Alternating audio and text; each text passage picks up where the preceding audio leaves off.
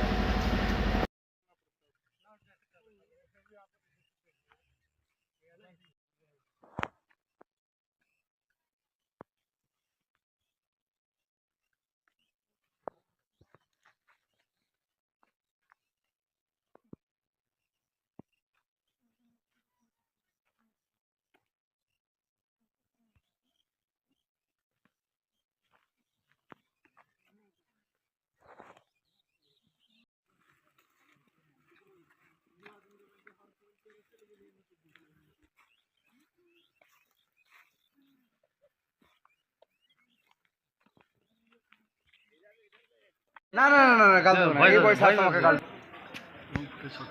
আমার মোবাইলটা যেত